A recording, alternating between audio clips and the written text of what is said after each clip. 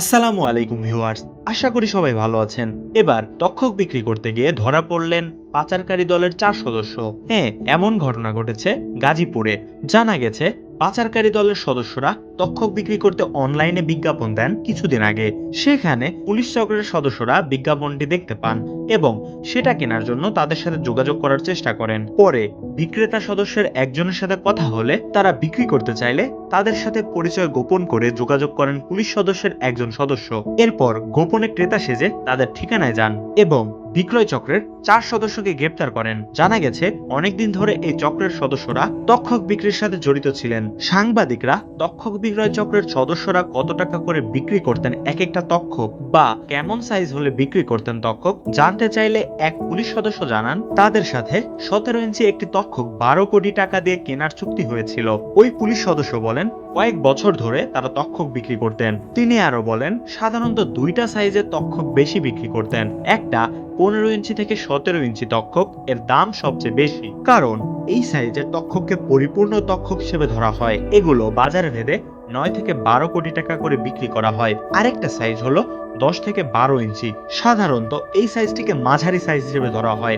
এই সাইজের তক্ষকের দাম 3,50,00,000 থেকে 5 কোটি টাকায় বিক্রি করতেন তারা। এর আগে দেশের বিভিন্ন জায়গায় তক্ষক বিক্রির ঘটনা ঘটেছে। মূলত টিকটিকির মতো দেখতে, টিকটিকির চেয়ে একটু বড় সরীসৃপ জাতীয় এই ব্যয়বহুল প্রাণীটির নাম তক্ষক। তবে বাংলা শব্দ তক্ষক হিসেবে আমরা চিনলেও এর ইংরেজি নাম টকেও গেকো এবং এর বৈজ্ঞানিক নাম গেকো গেকো।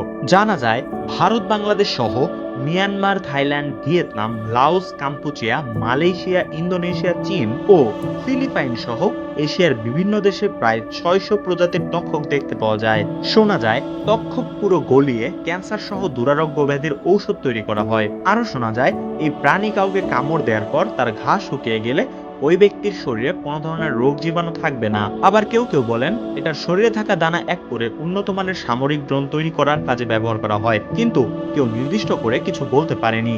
তক্ষকের বিশেষ কিছু গুণ হলো তক্ষক রাতে খুব পরিষ্কার দেখতে পায় এবং তক্ষকের ডাক অনেক দূর থেকেও পরিষ্কার শুনতে পাওয়া যায়। তক্ষকের দৃষ্টিশক্তি খুব ভালো।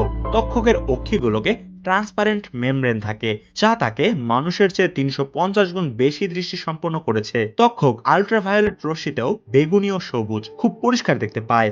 অন্যান্য আত্মরক্ষী প্রাণীদের মতো তক্ষকের ইন্দ্রিয় ক্ষমতা দাপুটে।